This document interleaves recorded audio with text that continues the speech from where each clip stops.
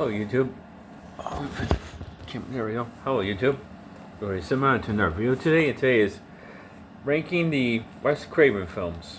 Part 1, maybe Part 2, maybe Part 3. There's a lot of them to go through. Wes Craven, is a horror, sometimes drama / film director, been directing films since 1970, 1972. He was on TV movies as well as A Summer of Fear and Twilight Zone episodes and he filmed another part of somebody else's movie, like a summit for another movie, which is a French movie or some kind of Paris Day Jamie or whatever it's called. So we're not going to discuss those. Any directed TV movie called Chiller in 1985 or in the 90s, and we're not going to talk about those. No, those don't count. Any TV movie any horror director did doesn't count right now. Maybe later, but not now. So a lot of your famous horror directors did that. John Carpenter did that. Wes Craven did that. Tobe Hooper did that. Joe Dante did that. And John Dante is not technically a horror TV director, but technically is, but technically he's not. David Cronenberg didn't do that, so that doesn't count. By the way, he did 20, feature films he directed throughout his career. And I'll tell you the year if I know the year, and I'll tell reasons why if I don't have a reason, like I don't know, like I watched it and I don't know what it's about, then I'll say that, because some of these, first, number 20, we're going to start my bomb and go all the way to the top here. My number 20 is Music of the Heart. Now, people say, what's Music of the Heart? Is it a horror film? It's Music of the Heart. It's not a horror film. It's a movie made in 1999, an independent film with Meryl Streep in it, and I totally forgot what this is about. So anybody knows what that movie is or what it's about, because I know I saw it once and then I totally forgot all about it. Because it's not memorable unless you're a big time, 40-year movie critic, and you saw this at the theaters because you had to, do it for a newspaper like the New York Tribune or Chicago Examiner or something like that, or the New York Post, then or you wanted to see what the music was all about on videotape before there's DVDs. Okay, but does anyone remember Music of the Heart? Because I don't. I fucking don't. I have no idea.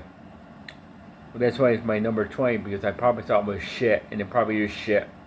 Or I just didn't get it, and that's why it's my number 20. Number 19, I know I saw this, and I know I did. I just don't remember it, but I remember who's kind of in it.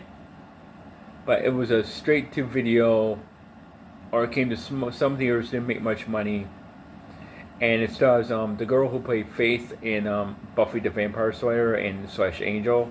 It's called My Soul to Take. Came out 2010, and it's just a typical, not slasher, but typical teenager, college kids, horror film.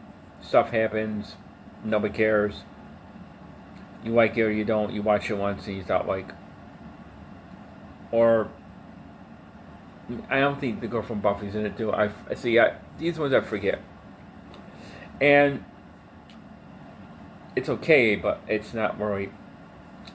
I don't remember, and I know my next one. People are going to be pissed at me, or I'm going to lose people for the next couple ones on this list.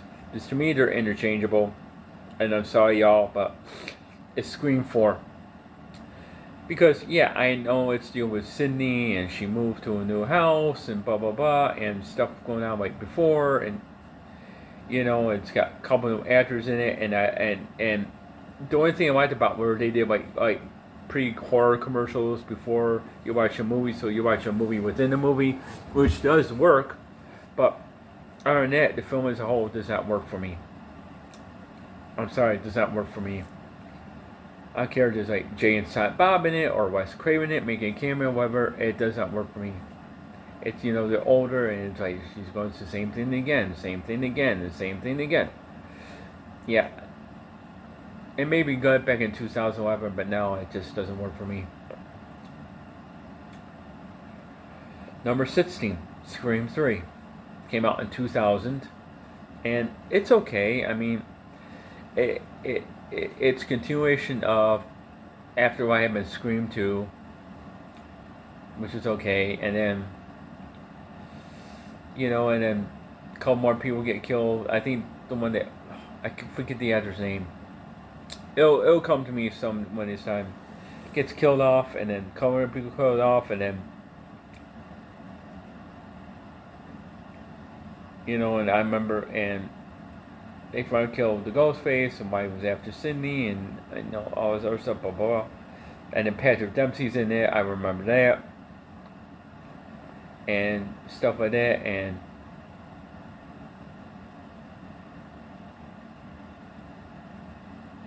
no, it's really not that different. Well, here's my number 8. Wait, 16? 16 came out in 1995, and I know some people like this, most people do not, and I don't blame you. It's called Vampire in Brooklyn. Now, this one I know very well because I've seen this a couple times, and Eddie Murphy making a horror film, especially portraying a vampire, which he never did before, unless he did that on SNL throughout the years, which I don't think he did not. And it's got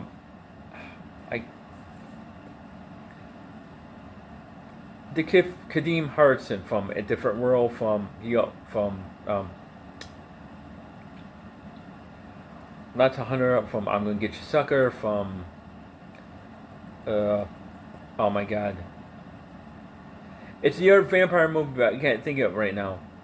Death by Temptation, yes, Death by Temptation.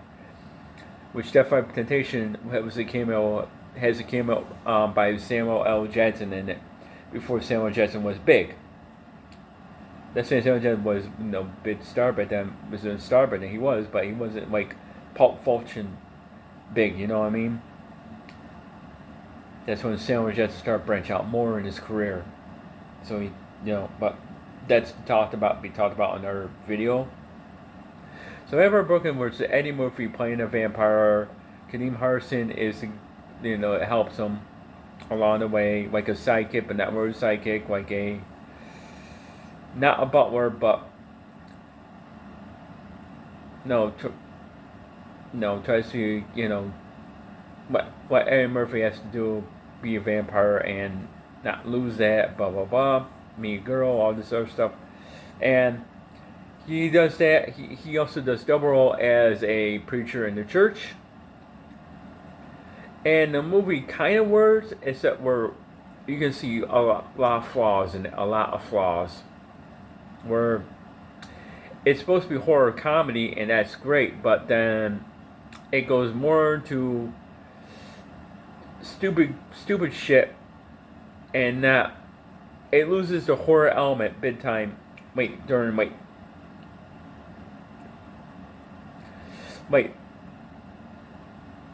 The first act is pretty good. The third act is kind of good. The middle part is where it falters. Big. And it shouldn't be doing that, but it does. But it's also, although, I don't like Musical Heart, I don't like My Soul Tape because those kind of suck. But they don't lose what they are. I remember they don't lose what they are. Vampire Brooklyn is probably the weakest of the Wes Craven films because it just, the middle part just completely falls apart. Despite of a good casting, it just, that middle part falls apart. I appreciate Eddie Murphy branching out because he's still probably under that Paramount contract where he wanted something other than the comedy stuff. And so you want to branch out, and I get that. But, sometimes you can't branch too far out. But you can, in certain things, you can. Like how Eddie Murphy did Dreamgirls and all that stuff. Okay. But Eddie Murphy doing horror film, he wanted to try to be, Wes Craven, wanted to do Martin Scorsese if he could. Anybody that would, want to work with, big time directors and opportunity, and it could have worked out great, but the movie just as a whole, it sucks. I do admire Eddie Murphy for doing it, but the movie as a whole, it just is a complete 100% mess, and that's why it's down low on my list. I mean, I wish it was higher. If it did a little more, it would have been higher on my list. It would have. I mean, do I hate all these films? No, I just don't. Some of them I don't like I used to back in the day. Like this one, I don't know if people will hate me for it or not, but I'm changing the list around as I go because I have to. There's certain things. Now, number 15. The original, the first film that Wes Craven ever made with Sean S. Cunningham is The Last House on the Left, 1972. It's about, if you've seen the remake, it's saying it is, but 1972 is the one that's more groundbreaking because, it's a girl and her girlfriend go all night to a party, and then one is this family that's a bunch of criminals and deadbeats, what everyone call them, and they killed the two girls in once. One they just merely just killed. The other one they basically rape this other girl and kill her, right, and stare right against a fucking tree. And they think it's funny. Lo and behold, from running from the police, they went to the girl's parents, and they hide and stay overnight. And then, when the dad overhears that they killed their daughter, they take revenge on them. In real sickest fashion you'll ever will see in your life. You think the same movie is a true story, and the way they promote it, it sounds like it is. And it gets gruesome, and you got I don't want to tell you what happens to what the parents do. Of course, but one will take a chainsaw and kills one of them, and one takes them in the woods with the guy their daughter, and just it's brutal. You think this film is real? You can 72. That's how groundbreaking is. That's how influential it made horror. That, The Hills Have Eyes, which I love a lot better, and Texas Chainsaw changed horror forever. I did. Number 15. Alright, my number 15 is number 14 is Scream 2. And you'll say why? Because I just don't care. And I forget what happens, but I know spoiler alert, Laurie Metcalf is the killer of one of her kids one of the teenagers in the film, and there's a lot of red herrings, but she ends up being one to go face and kills the teenagers. And goes after Sydney, and blah blah blah blah blah. The end. Let's see.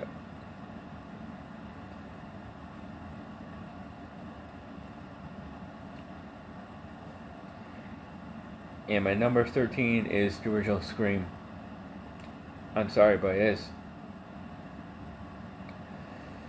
Because that was groundbreaking for 1996. Yeah, Scream 2 came out in 97, just a year apart. And it changed horror because here's the thing about that. Horror almost died in 1990. Through the mid-90s, horror was trying to find itself. It wasn't the same. You had 80s icons coming back. You had horror trying to be new and different and find its own footing. And sequels to stuff that weren't working anymore. And it was losing money. So what Wes Craven did was he did New Nightmare, which is precursor to Scream, and I'll tell you why when we get there. And probably next video we will get there. But so Wes Craven had a and Scream was supposed to be called Scary Movie because that was the title, but that switched over to the comedy movie, which maybe one day we'll talk about that. So got changed to Scream by Kevin Williamson, all this stuff, blah blah blah. And Scream basically said, all these horror films you're seeing that everybody knows, all the slasher stuff like that, we're gonna flip that and let everybody know what not to do in a horror film, make it more relevant, make it more frightening, and basically, like scare the fucking crap out of you. And that's what he did, which he does well by having Drew Barrymore killed in the first 5 minutes, which in any horror film would never happen. It's like having Samuel Jackson being killed in Deep Blue Sea, instantly, because you never know what's going to happen. Wouldn't happen. That wouldn't happen in Deep Blue Sea if it wasn't for Drew Barrymore, what she did for Scream. And that is true. Because when Drew Barrymore signed for a picture, she was what? I want to be killed in the first 5 minutes. I'm the first one to kill off. Because that way, anything goes. Anybody can be murdered. All bets are off. Good for her. Good for her. Good choice. Scream is not a bad film. I admire it. I like what it's doing.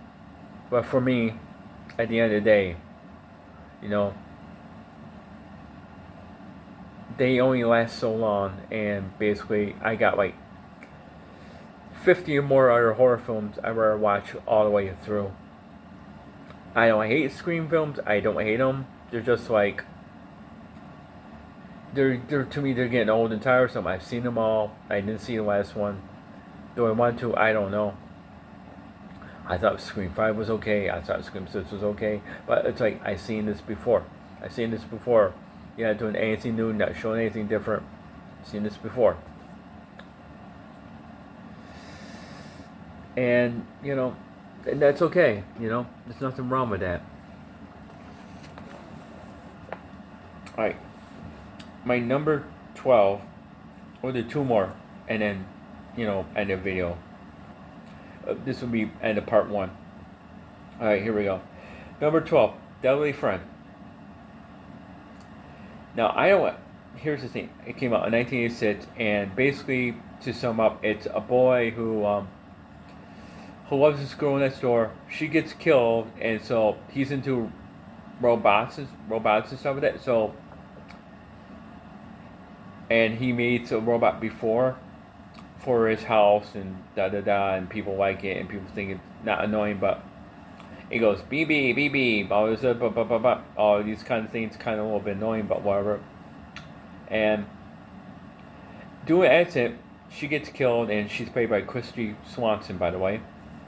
And so she's dead, and so he puts the robot brain inside her, and basically,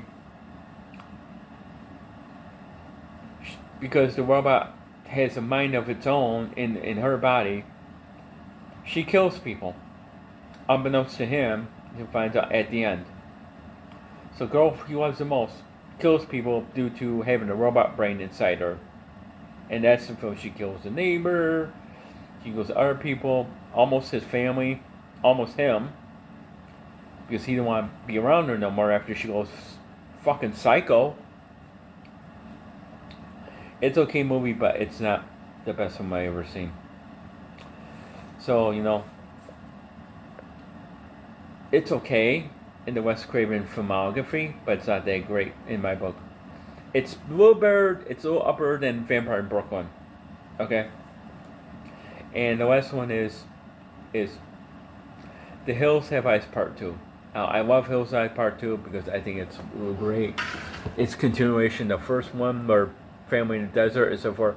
The kid and the Indian girl or Native American girl from the first movie going to are the only regulars except for Michael Berryman from the first one are all in this one, and so it's a continuation of the original Hills Have Eyes, and they go back into the desert again due to a bike riding thing. They ride dirt bikes. And so also there's a girl that's blind and she's playing it well, or she's really blind. And then you meet another cannibal named Jupiter, and they go after him, and then stuff like that. So it's very, very well done. I do recommend people seeing it. If you haven't seen it, they came out in 1985. You know, a year after Wes made A Nightmare on Elm Street. But, you know, that's it. You know, so I do like Wes Craven. I do admire him. I love his film work. I do. Just I wish some of his films, you know, I liked a little bit more than the others. But, you know, everybody has their opinion. Everybody has different tastes. So, but that's the video today. And I'll see you on the next. And maybe part 2 tomorrow. No, the next day. This video will be put up tomorrow. But maybe on the next day. Part 2 will just put up tomorrow, or maybe another day. Alright, I'm out. Bye.